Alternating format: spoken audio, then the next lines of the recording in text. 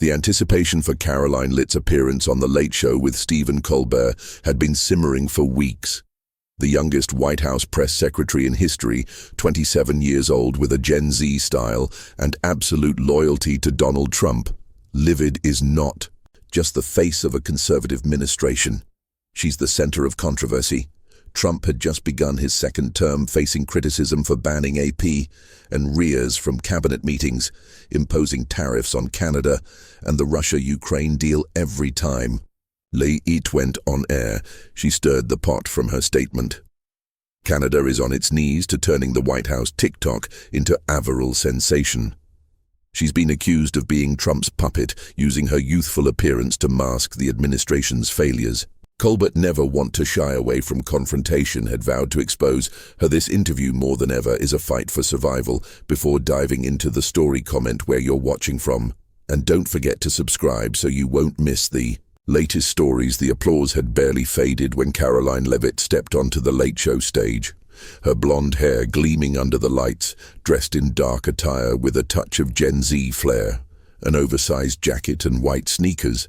A confident smile played on her lips, but her eyes were sharp as a blade, ready to face Stephen Colbert. The audience clapped enthusiastically, mixed with boos from those who disliked the Trump administration. She gave a brief wave, sat down in the chair opposite Colbert. Her posture relaxed yet unmistakably alert. Colbert leaned forward, his signature half-smile in place. "Karoline, welcome to the show," he said, his tone friendly but his eyes betraying his intent. 27 years old, the youngest press secretary in history, pretty impressive. But I have to ask, does working for Donald Trump always feel like babysitting someone who won't grow up? Laughter erupted from the audience, with a few whistles of approval. Leavitt let out a light, unfazed "Thanks for the welcome, Stephen," she replied, her voice calm but cutting. "But no, I don't babysit. Anyone I work with, the GOAT, the greatest of all time. He's saving America, and I'm just here to get that message out." Collar raised an eyebrow, not letting her off easily. "GOAT? Huh, interesting. But speaking of saving America, last week you said Canada is on its knees when Trump slapped tariffs on them. Do you think that's a good way to build neighborly relations, or just a way to flex muscle?" He crossed his arms, waiting as the audience fell silent. Watching, Leavitt tilted her head, her smile unchanged. "Stephen, you want to talk economics, right? Look at the numbers. Canada relies on us more than we need. Them tariffs are leverage and it's working. Trump knows how to play tough, and I'm here to tell the truth. We win, they lose." No cap. Scattered applause rose from one corner of the audience, but there were also murmurs of dissent. Kohler nodded as if agreeing, but then quickly pivoted. "All right, no cap. I like that Gen Z vibe of yours, but about truth, Karoline, what's going on with the press?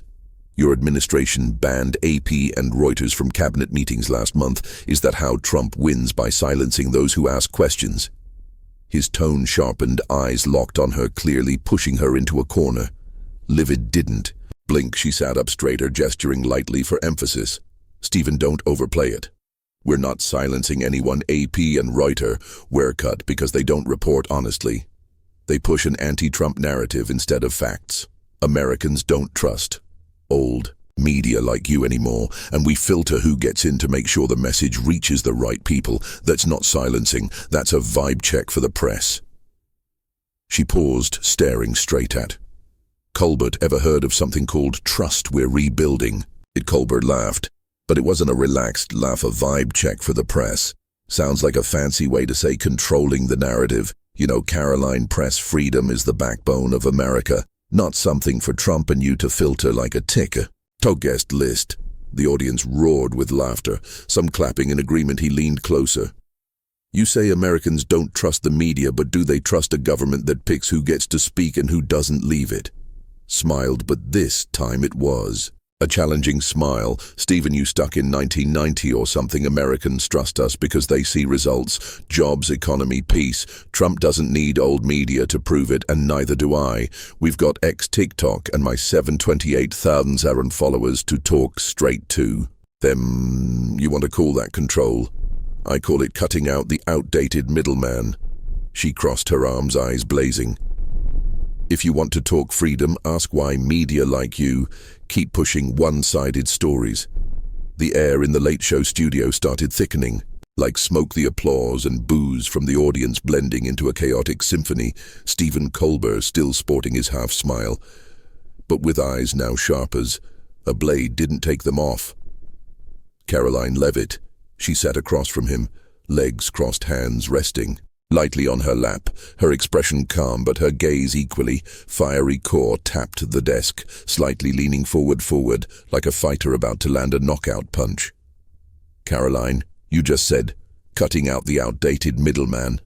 I get your point, but let's dig deeper into this press thing, he said, his tone even, but loaded with intent. You say AP and Reuters aren't honest, so they're banned from cabinet meetings. Do you think that's how a transparent government works, or is it a sign of a White House trying to muzzle anyone bold enough to ask questions? The audience went quiet for a split second, awaiting her response. Leave. It tilted her head, a smirk creeping up as if she'd seen the punch coming. Stephen, you trying to paint me as the bad guy, huh? She started, her voice soft but sharp. As a razor, I'll clear it up for you and everyone here. We're not muzzling anyone. AP and Reuters aren't banned for asking questions. They're banned because they don't report, they spin stories, they push an anti-Trump narrative, twisting facts to fit their angle. Americans aren't stupid, they see it. We're just saying, if you want in the room, play fair. That's not control. That's putting the people above old media like you. Applause erupted from one corner of the audience, loud and firm, but the boos from the other side were just as fierce. Cole raised an eyebrow, clearly unsatisfied with her answer. Play fair. He echoed, his voice rising, slightly laced with sarcasm. Karoline, you just called the world's biggest news outlet dishonest, then said, your administration, not exactly known for transparency, gets to judge the truth. Don't you see the contradiction? Press freedom isn't something the White House filters. Like an Instagram friends list. The audience burst into laughter, a few whistles of approval ringing out. He crossed his arms, staring at her with a challenging look. Leavitt didn't flinch. She sat up straighter, gesturing naturally as if addressing a TikTok crowd. Stephen, you want to talk? Talk. Contradictions. Look at yourself. You say they're making money off mocking people, then pretend to be freedom's guardian. I grew up in a middle-class family in New Hampshire. No politics, no privilege. My parents sold ice cream and used trucks to raise me. I know what Americans want more than some ivory tower news outlets or a millionaire host like you. We banned AP and Reuters, not to hide, but to protect the truth from being twisted. Trump's working for the people, not for you guys. Her voice was steady, her gaze sweeping. The audience, like she was reeling them in. The applause rang out again, louder this time, but the murmur of dissent weren't quiet either. Colbert laughed, but it was a dry, humorless laugh. Oh, I love how you tell it, Karoline, real touching, but you didn't answer the question. If Trump's so transparent, why not let the press do their job? Why pick who gets in and who doesn't? Sounds like a government scared of being exposed more than protecting the truth. He paused, letting the words sink in as the audience clapped sporadically, some nodding in agreement. Leavitt smiled, but it was a defiant smile. Unshaken. Stephen, you're trying to steer this, but I'm not letting you. We're not scared of exposure. We're scared of wasting time with people who don't care about the truth. Do you know how many Americans have ditched old media? They don't watch TV news anymore. They're on X, TikTok, where we talk straight to them. I've got 728,000 followers on X. Not because I make stuff up, but because I'm real. If you want transparency, ask why media like you keep pushing one-sided stories instead of letting people decide for themselves. She crossed her arms, her gaze locked on Colbert, as if saying, what else you got? Colbert shook his head, his faint smile tightening into a straight line. Talking straight to them on TikTok. Karoline, you're turning the White House into a social media channel. But I guess that's the Gen Z way. Dodging questions by posting dance videos. The audience laughed louder, some clapping in support. He leaned closer, his voice dropping. You say you're real, but I see someone justifying choking the press by blaming the press. What kind of logic is that? Lead didn't waver. She let out a light laugh, but her eyes held no humor. "Stephen, you just said, I dance on tick. Talk no cap. I never done that, but if I did, I'd still outdo you as for logic. Here's mine old media, like you lost America's trust long ago. We're not choking the press, we're replacing it with something better, more direct. Trump doesn't need you guys to tell people who he is, and neither do I. If you want to question me, go ahead, but don't expect me to play by your script." She paused, staring right at him, her eyes blazing like an unquenchable flame. The Late Show studio now felt like an arena, the air so thick the audience could feel every breath. The applause and boos still echoed, but silence fell as Stephen Colbert leaned forward, hands braced on the desk, his gaze locked on Karoline. Leavitt's mocking smile was gone, replaced by a stern, almost angry expression. "Karoline, I've heard enough about your TikTok and real talk," he said, his voice low but sharp as the keenest blade. "You say you're changing the world, but I see it differently. You're not just press secretary. You're complicit in undermining American democracy. You're selling out the younger generation, turning Gen Z into a tool for a man trying to strangle freedom just to cling to power. What do you say to that?" The words hit like a bomb, the audience gasping a few shocked cries, mixing with scattered applause from the liberal side. It sat still for a moment, her eyes hardening, but then her lips curled into a cold, dangerous smile. She crossed her arms, tilting her head as if weighing every word from Colbert. The studio was so quiet, you could hear a pin drop, all eyes on her. "Stephen, you just called me complicit in undermining democracy." She began, her voice soft, but carrying a storm ready to break. "You dare say I'm selling out Gen Z, all right? I'll give you a dose of real talk.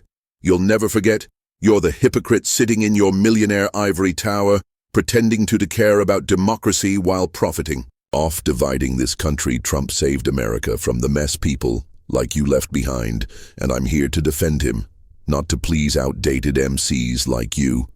Applause exploded from the conservative side, loud enough to drown out the liberal boos. A man in the front row shouted Karoline's right, while the person next to him stood raising a hand in protest. It didn't stop gesturing like she was live streaming, her eyes ablaze. "You want to talk democracy? Look at yourself every night. You pick who gets laughed at, who gets mocked. Who's the villain in your script? I grew up in New Hampshire. My parents worked their hands raw to raise me, no privilege like you. I know what Gen Z wants, a strong country not manipulated by old media like you. Trump delivers that, and I'm proud to stand with him. You call that selling out, I call it winning." "No cap," her voice rang out, firm and unyielding. Colbert leaned back, tapping the desk, clearly caught off guard by the ferocity of her response, but he didn't back down. "Winning." He echoed, his tone sarcastic yet determined. "Karoline, you're good at talking real, but I'm not talking about how you grew up or what Trump does. I'm talking about you. You stand behind that White House podium justifying banning the press, pushing divisive policies and turning politics into a social media game. You think Gen Z wants a country where freedom's traded for tariffs and TikTok. You're helping Trump build a regime, not a democracy." He paused, his eyes flashing like a fighter, landing a final blow. The audience clapped louder, some standing whistles of approval ringing out. It laughed, but this time it was a cold, almost scornful laugh. She sat up straighter, gesturing like she was driving home every word. "Stephen, you just called Trump a regime. You really think I'll sit here and let you paint me as a traitor? I'm not building a regime. I'm building a future. Gen Z doesn't want your fake moral lectures. They want job security, a country that doesn't kneel to anyone. Trump ends wars, brings jobs back, and I'm here to tell that truth. You say I'm undermining democracy. No, I'm tearing down the rotten system. You're part of a system that's failed Americans for ages." She paused, her gaze locked on Cole, daring him to strike again. In that moment, a memory flashed in Leavitt's mind. July 2024. When she gave birth to her son in a tough delivery, just days after Trump's near assassination in Pennsylvania. She'd returned to work right away, standing by Trump when he needed her most. That loyalty, that pressure, now fueled the fire in every word she spoke. I'm a mother, Stephen. She continued, her voice dropping, but stronger than ever. I do this, not just for Trump, but for my son, for his generation. You don't get that because all you do is sit here and laugh, but I don't back down. Never. The studio erupted. Applause from the conservative side thundered, drowning out the liberal boos. A group in the middle row stood cheering, while others shook their heads, muttering dissent. Keeber leaned back, hands off the desk, his eyes flickering with unease but quickly regaining osha. A mother, huh? He said, his voice low, tinged with sarcasm. I respect that, Karoline, but don't use your kid to justify helping Trump strangle freedom. You say you're tearing down the system. See you tearing down what makes America, and Gen Z will pay for it. He leaned closer, eyes blazing with resolve. Are you sure you're building a future, or just burning it? Lit didn't blink. She smiled, but it was a cold, razor-sharp smile. Stephen, you wanna play the emotion card with me? I'm sure, because I see results every day. Americans see jobs, see peace, see a country that doesn't bow. You say I'm burning the future. No, I'm burning the outdated past. You cling to. Gen Z isn't paying, they're leading. And I'm their voice. You want to accuse me, go ahead, but don't expect me to apologize for winning. She crossed her arms, her eyes blazing like an unextinguishable flame. The studio broke loose. Applause and boos merged into an unprecedented storm of sound. A woman screamed, Caroline the Queen, while the person beside her stood raising a hand in protest. Stephen Colbert leaned back, his eyes now a mix of confusion and determination to regain control. Karoline Leavitt, facing him, stayed poised, arms crossed. Her fiery gaze as intense as ever, her cold smile lingered, a wordless challenge. Colbert took a deep breath, leaning forward, his voice low but loaded. Karoline, you talk a lot about winning and building a future. He began. So let's talk about a specific. Trump win. You're proud of the Russia deal to end the Ukraine war. You call it peace, but plenty call it a cave-in. You think bowing to Putin is how to make America great. The question landed like a heavy stone, the audience hushing for a moment, awaiting her reply. Leavitt tilted her head, a smirk creeping up as if she'd anticipate the blow. Stephen, you just said Trump bowed to Putin. She replied, her voice soft, but sharp as a razor. No, Cap. You're dead wrong. We didn't cave. We brought peace. Trump sat down. With Russia negotiated like a real leader, and now Ukraine's no longer a battlefield. You call that bowing? I call it winning, winning for America, winning for the world.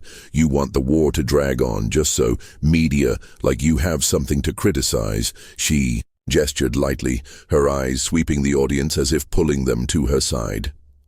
Applause erupted from the conservative side, loud and resolute, but the boos from the liberal side were just as fierce. A man in the middle row shouted, "Peace is real," before being drowned out by murmurs of dissent. Colbert shook his head, a faint smile returning, but this time it was the smile of someone gearing up for a counterattack. Peace is real. I like how you put that, Karoline, he said, his tone laced with sarcasm, but look closely. Russia still holds Crimea, Ukraine lost land, and Putin's grinning on TV. Whose victory is that? Not America's, certainly not Ukraine. You say Trump negotiated like a leader, but I see a guy who let Russia win without firing a shot, don't you? Find that worrying. He crossed his arms, his gaze challenging the audience, clapping sporadically, some nodding in agreement.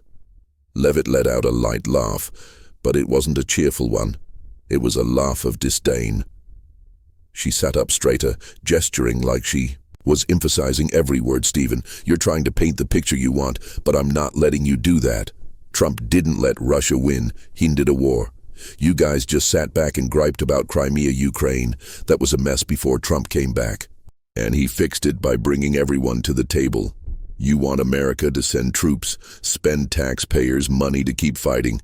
No, we chose peace. And that's what Americans want. Got any data proving people hate this deal? Or do you just like telling horror stories? Her voice was firm here. He's locked on Colbert. Colbert nodded as if agreeing, but a new spark of determination flashed in his eyes. Horror stories. No, Caroline. I'm just stating the truth you don't want to hear. He replied, his voice rising slightly. I don't need data to know. Caving to a guy like Putin is a sign of weakness, not strength. Usually Americans want peace, sure, but they also want an America that doesn't kneel to anyone. You just said Canada's on its knees when Trump hit them with tariffs. Now you claim Russia didn't win when Trump caved. Where's your logic? He paused, letting the question hang, the audience clapping louder, whistles of approval ringing out. Leavitt didn't blink. She smiled, but it was a cold, sharp smile. Stephen, you want to play the logic game with me? Fine, Canada's on its knees because we're stronger economically. That's leverage, and it works. Russia and Ukraine are different. Trump didn't cave. He's smarter than you guys. He knew endless fighting solves nothing, so he negotiated to stop the bloodshed. That's not weakness. It's strategy. You want to call it kneeling. I call it leading you. Cling to the past, while we're moving forward with TikTok and my 728,000 earned followers to prove it. She crossed her arms, her eyes blazing. As if daring core to strike again, the studio erupted again. Applause from the conservative side, overpowering the liberal boos. A woman in the front row raised her hand and yelled, "Trump smart," while the person next to her shook their head, muttering. Dissent. Colbert leaned back, tapping the desk, clearly unhappy with her answer. Leading, he echoed, his tone tinged with sarcasm. Sounds like a fancy way to justify letting Putin off the hook, but I guess that's your style, turning everything into a social media when you say you're moving forward. But I see someone hiding behind TikTok instead of facing reality.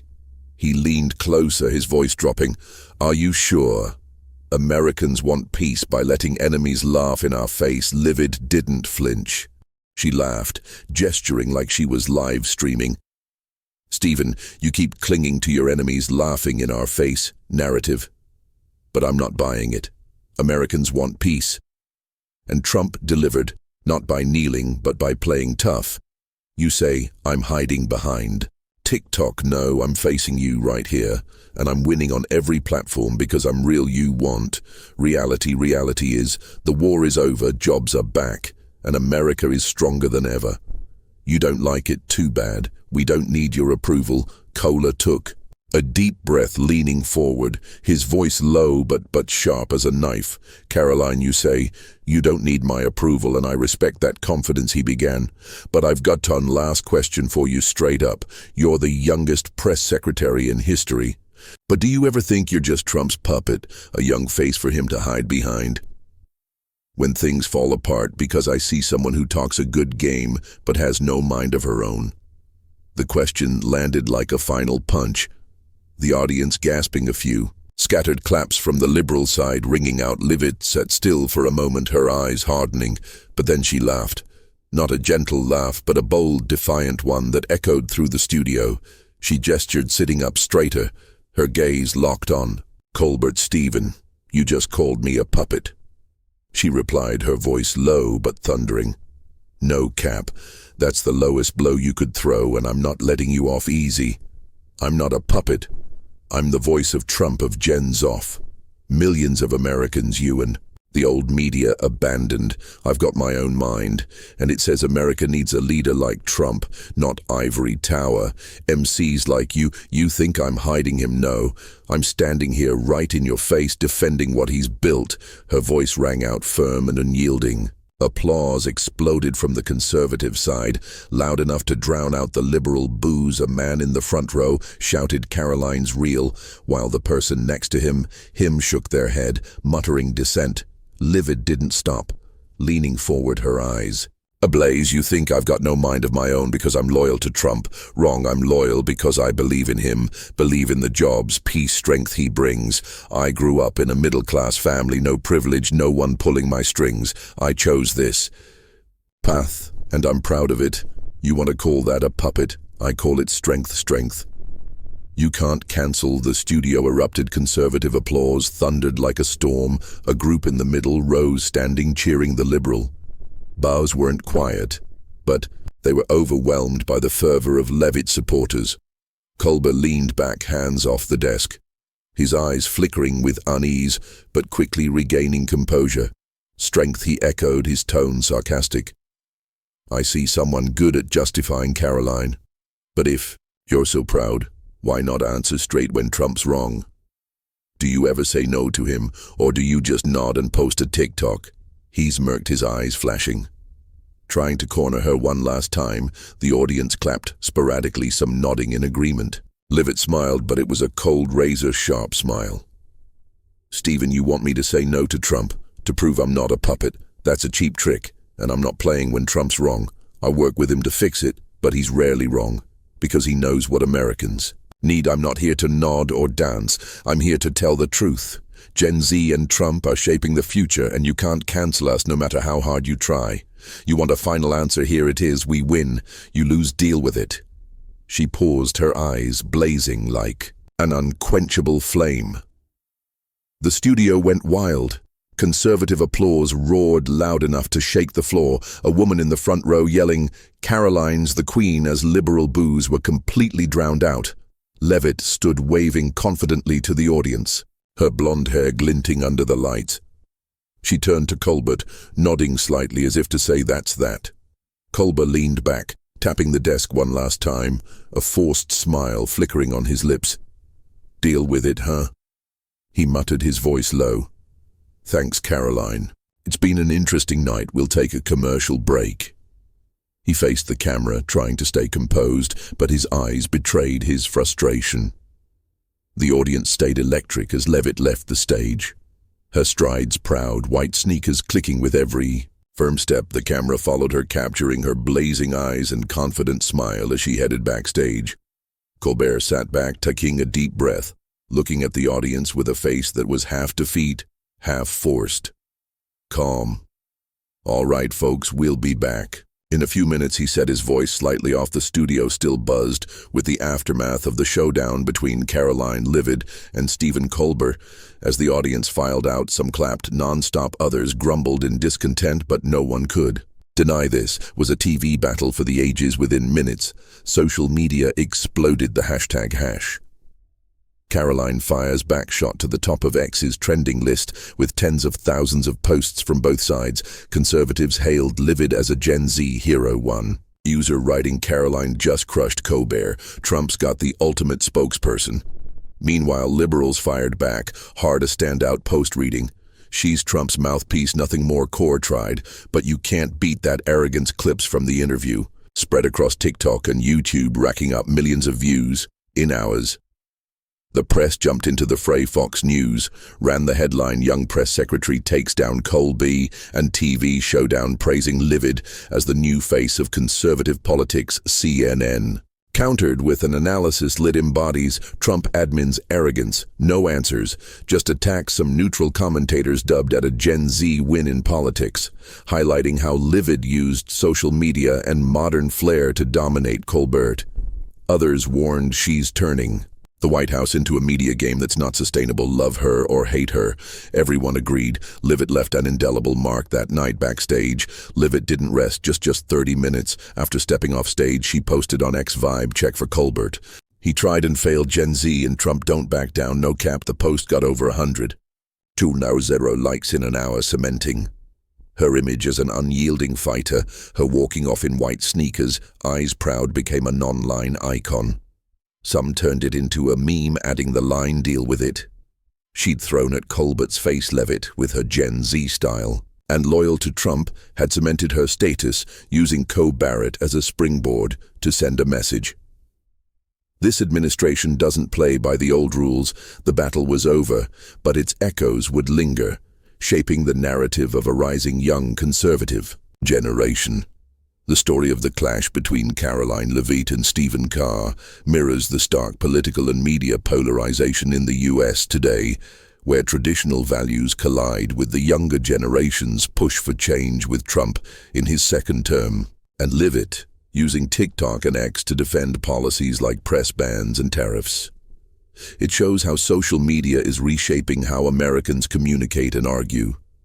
Leavitt's verbal sparring, from countering Colbert's undermining democracy accusation with Trump, Saved America to her exhaust 60 check for Colbert reflects the deep divide between conservatives and liberals, a reality alive in debates over free speech media's role and tech impact in the US of 2025. Her resilience in her middle-class roots and motherhood to connect with viewers also hints at how Americans today seek personal authenticity. Amid public criticism, the takeaway here is in a polarized society. Confidence and adaptability to new tech are key to overcoming pressure.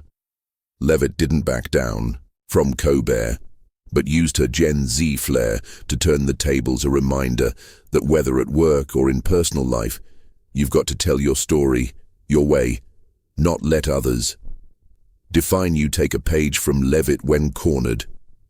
Don't just defend, strike back with your truth. Whether it's through an ex-post or a face-to-face talk in America today where every opinion gets dissected, winning isn't just about being right, it's about making people listen. Don't forget to subscribe so you won't miss epic drama like Karoline and Colbert Showdown. Thanks for watching. Catch you in the next video where we'll keep vibe checking what's hot in America.